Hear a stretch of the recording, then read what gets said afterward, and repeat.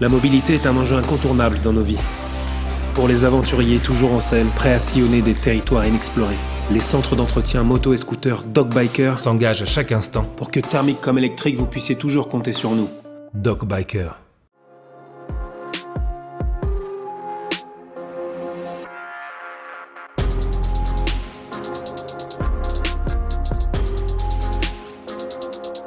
Bonjour à tous, comme vous l'avez vu sur la vignette aujourd'hui, on s'est lancé dans le A2 parce que nous on est deux jeunes permis. C'est un retour en enfance. C'est un retour en enfance, c'est ça Didier. Non, en fait, évidemment, on voulait étrenner la nouvelle Vosges Street 500R avec ce qui est un peu le best-seller de la catégorie des moto-écoles des jeunes permis, la CB 500F. Qui est son modèle aussi. Qui est aussi son modèle. C'est vrai qu'elle est très inspirée. Côte moteur, même tout, l'ensemble, on est vraiment sur quelque chose qui est similaire. Mais il y a quand même des différences au niveau du style, Didier. Surtout déjà, de prime abord, on voit un gabarit qui est différent. La Vosges paraît beaucoup plus grosse que la CB qui fait peut-être grosse 125. Grosse 300, moi Grosse je dirais. 300, voilà. Comparé côte à côte, on voit tout de suite la différence. Ils ont fait un effort sur l'habillage, regarde entre les écopes et puis les lignes aussi qui sont plus acérées, plus Street Fighter finalement. Tout à fait. Là, c'est un peu bizarre parce qu'on a des appendices MotoGP au niveau du radiateur et de la selle. La partie arrière. Moi, j'aime bien la partie arrière ajourée quand même. Et très ronde pour le réservoir, le garde-boue et tout. C'est un petit mélange. Bon, moi, j'adhère pas trop aux appendices. Bon. C'est un goût personnel. Moi j'aime bien les appendices quand même, j'aime bien cette partie arrière, mais c'est vrai que je suis tout à fait d'accord avec toi, on est vraiment sur quelque chose d'un petit peu plus valorisant. Et puis en termes de fabrication, là on a la Thaïlande qui se bat contre la Chine, mais c'est quand même pas mal quoi, d'un côté comme de l'autre. Surtout, il faut noter l'augmentation de la qualité, de la finition des motos chinoises, fabriquées en Chine, mais aussi des marques chinoises. C'est la marque haut de gamme de Longines, Vosges, destinée à l'Europe. Et on a noté une qualité de finition impeccable. Moi, il y a encore des petits trucs qui me chafouinent, là, comme ce petit autocollant là, stické Rapidos derrière, alors que sur Honda, c'est un petit peu plus joli, je trouve, un petit peu mieux fait. Oui. Non, t'es pas d'accord? Mais on note quand même un niveau d'équipement nettement supérieur sur la Vosges. Pour rester sur la fabrication, tu vois, il y a des petits plastiques que j'aime bien, moi, avec un aspect un petit peu carbone, peut-être un petit peu plus grossier, un petit peu plus brut sur la Vosges. Bon, après, on a une différence de prix aussi. On y va? On va rouler? Vas-y, on va rouler. C'est parti. Tu prends laquelle? Tu prends la Honda? Ouais, je prends la Honda. Ok, moi, je prends la Vosges.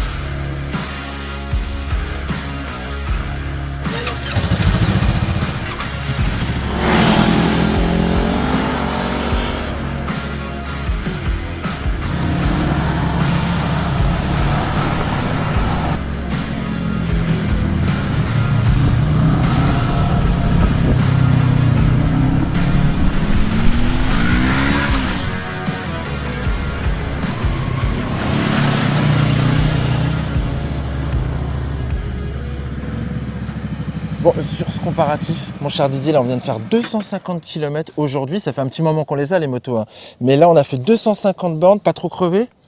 Non, surtout je me suis bien amusé parce qu'on s'aperçoit qu'avec ces 500, c'est des motos légères, vives, et on prend son pied, quoi. Je suis habitué plus aux grosses et finalement, c'est avec plaisir que je retrouve des petites cylindrées. Et quelle que soit l'une ou l'autre, il y a une prise en main qui est juste évidente en fin de compte, même s'il y a des différences sur les positions de conduite. Voilà, donc on a une moto très abordable sur la Honda. Il n'y a rien qui paraît mal placé, à part ce klaxon au-dessus des clignotants, mais c'est toute la marque. Voilà, spécificité Honda, tout est inversé à ce niveau-là. Mais je dirais la Vosges est plus type Street Fighter, c'est-à-dire plus sportive avec une position plus sur l'avant et un guidon beaucoup plus large. Guidon plus large, plus droit, c'est vrai. Moi j'ai senti un petit peu, la selle me basculer un petit peu plus également sur l'avant. Mais du coup, ce que j'aime bien, c'est que je le sens mieux ce train avant. Je suis plus en direct dessus, moi. T'as pas eu cette sensation, toi? Si, elle est plus directive, elle est plus, mais peut-être un peu plus longue à prendre en main par rapport à la Honda qui est vraiment innée. On parlera des parties cycles plus tard. Là, j'aimerais bien qu'on aborde le chapitre motorisation, puisqu'on a dit, c'est quand même deux moteurs similaires, même course, même alésage, même cylindrée, mais des caractères finalement assez différents. Tu l'as vu là sur l'autoroute, hein, quand on a fait les reprises et tout.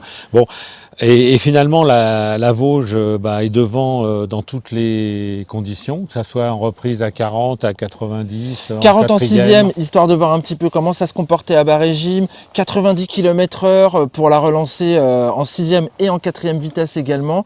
Et c'est vrai qu'elle part toujours, mais elle a quand même une vitesse de pointe qui est plus impressionnante, on va dire, la Honda, sur les autoroutes allemandes où on est allé.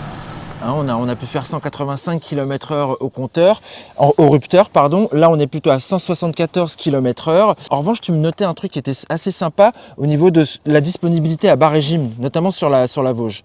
Voilà, c'est en reprise. Donc, ce qu'on s'aperçoit, c'est qu'avec ces mesures, c'est une moto qui a une démultiplication plus courte. Donc, à chaque fois, elle reprend mieux, elle repart mieux, et donc, par corollaire, une vitesse de pointe inférieure. C'est ça. Voilà, il y a à peu près, je pense, 8-10 km/h de moins. Parce que celle-là va beaucoup plus rapidement au rupteur que la Honda. Moi, j'y suis pas arrivé au rupteur, alors que sur la Vosges, à 173 compteurs, elle coupe. C'est ce qui m'a donné, moi, cette sensation d'un caractère un petit peu supérieur au moteur de la Honda, que j'ai trouvé plus linéaire sur le coup, et la sonorité aussi que j'ai trouvé un petit peu plus sympa sur la Vosges, un petit peu plus marquée, à la Decel. Sans que ça soit contraignant. Non, c'est pas contraignant, c'est pas hors la loi, c'est tout à fait homologué. Et finalement, ce caractère, je trouve qu'il va bien avec la partie cycle de la Vosges. Alors, c'est pareil, pour un débutant, il va peut-être se sentir plus à l'aise immédiatement sur la Honda, mais c'est vrai qu'elle est perfectible, c'est-à-dire que quand on roule vite, le châssis, il est un peu flou, il suit mal. Par contre, elle est on peut la placer n'importe où, rectifier, machin. Elle est très réactive. Oui. Voilà. Facile à conduire. Oui. La Vosges est peut-être un peu plus exigeante, mais alors une fois qu'elle est placée, elle n'en bouge pas.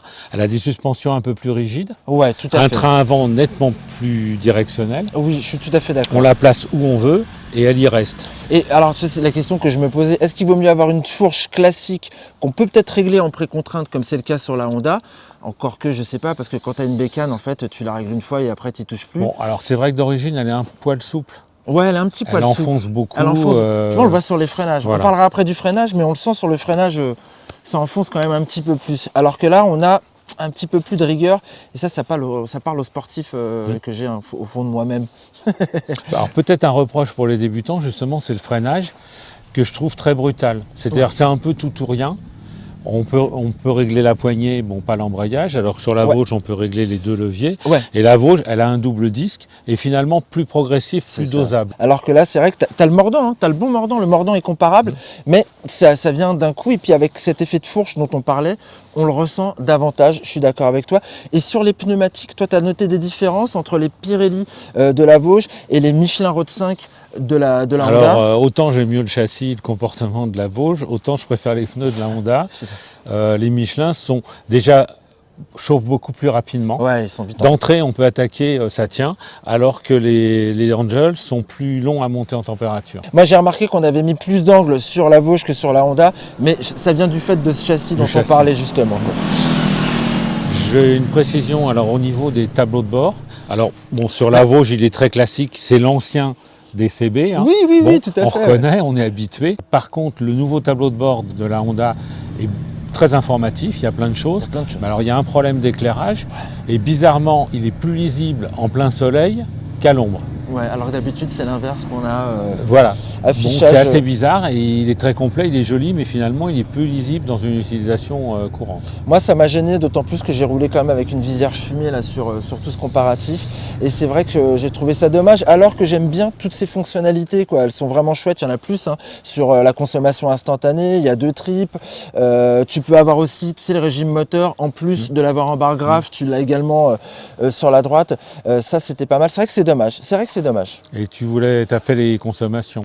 Oui, alors tu as vu, quand on a roulé cool, on était plutôt à 4.3 sur la Honda, 4.4 sur la Vosges, en roulant un petit peu plus fort, bon, 4.8 et 4.9, c'est sensiblement la même chose. En revanche, au niveau de l'autonomie, ce qui va changer, c'est qu'on a quand même 1 demi-litre de plus dans le réservoir sur la Vosges. Ça peut quand même compter. Non, tu trouves pas? Bah, c'est quand même pas mal. Enfin, il y a une contenance importante. Contenance, tu l'as vu la contenance exacte?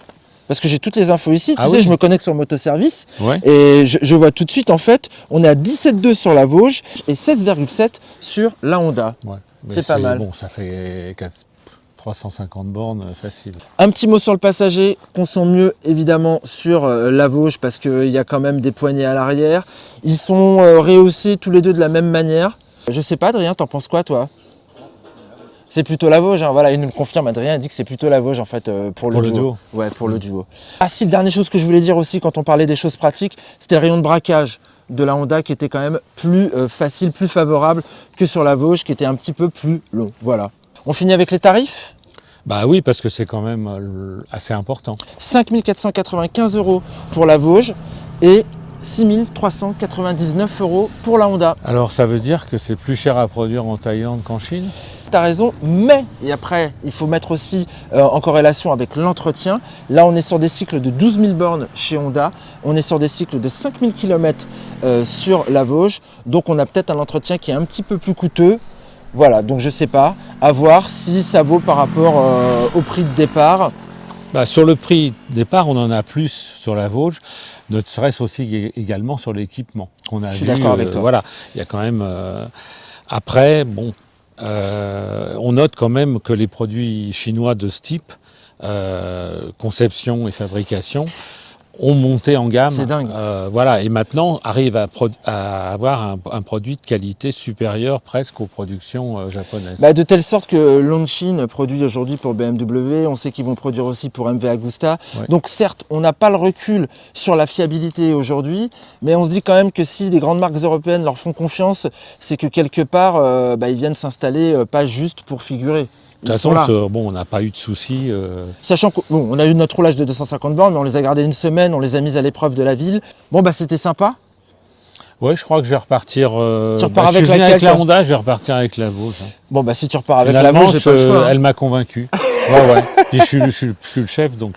Tu vois, ça me fait plaisir parce que moi j'avais été convaincu lors de mon essai et j'appelais justement tous les autres journalistes à essayer cette nouvelle marque. Et ben je suis content que tu sois conquis. Je vais repartir avec la Honda, moi. Mais c'est vrai que les gens, il faut qu'ils aillent l'essayer. Parce que l'a priori, sur les produits chinois, ils changent. Il faut que les gens évoluent et de dire c'est produit en Chine donc c'est de la merde, je crois que c'est fini. Du reste, nos téléphones, ils viennent tous de Chine et on dit plus que c'est de la merde. J'allais te le dire. Ouais, je crois qu'aujourd'hui, on est sur un changement. Je parlais d'autres marques, moi, qu'on a essayé cette année, Zantes, en disant que c'était les nouveaux japonais. Mais c'est vrai qu'il y a une vague là de produits qui est quand même super intéressant. En tout cas, moi, on vous donne rendez-vous sur motoservice.com pour trouver toutes les informations techniques hyper complètes de ce comparatif. Un petit point aussi sur l'entretien détaillé sur chacun des cycles. Et puis, on vous donne rendez-vous pour un prochain duel, un prochain comparo, un prochain des hauts et des bas. Abonnez-vous, voilà. Et tout. Et tout. Ciao. Bye.